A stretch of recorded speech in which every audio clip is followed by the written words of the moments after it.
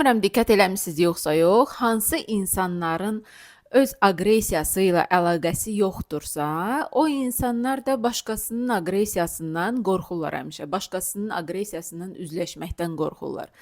Çünki öz aqressiyalarına necə davranacaqlarını bilmirlər və öz aqressiyaları çoxdan uzun zamandır bastırılıb. Və belə insanlarda qorxu ola bilər. Onlar düşünə bilərlər ki, əgər mən qəzəblənirəmsə, əgər mən hisslənirəmsə, o zaman qarşı tərəf bundan dağılacaq, qarşı tərəfə məhv eləyəcəm. Bundan nəsə baş verəcək. Mən istərdim bu mifi biraz dağıdaq.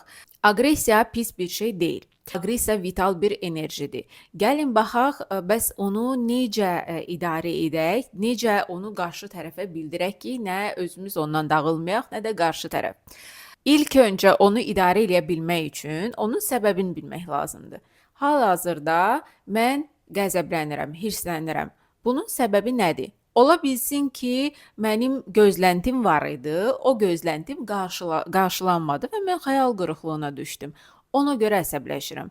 Ola bilsin ki, mən uzun müddətdir ki, dözürəm, heç nə demirəm, bastırıram və bir gün bu vulkan kimi püskürməyə başlayır. Ya da ola bilsin ki, mənim hansısa göstərmək istəmədiyim hissim üzə çıxıb, ola bilsin hansısa qorxu hissim, ola bilsin paxıllıq hissim üzə çıxıb və mən bundan əsəbləşirəm ki, niyə bu üzə çıxdı, niyə bu görsənən oldu. Və yaxud da ola bilsin ki, hazırda mənim sərhədlərimi pozurlar, mən istəmədiyim məsləhəti verirlər, mənim həyatıma müdaxilə edirlər və yaxud da məni manipulyasiya edirlər və s. və ilaxır.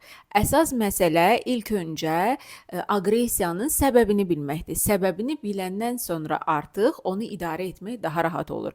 Əgər həqiqətən də sizin sərhədlərini pozurlarsa, o zaman həmən insana dur demək olur. Mənimlə belə davranmaq olmaz. Bu mənə xoş deyil. Və yaxud da o söhbətdən getmək olar və o söhbəti bağlamaq olar. Yox, əgər digər sadaladığım səbəblərdirsə, burada artıq biz başqa hisslərlə üzləşmək lazım gəlir. Ona görə də aqressiya pis bir his deyil. O sadəcə bizə nədənsə siqnal verir.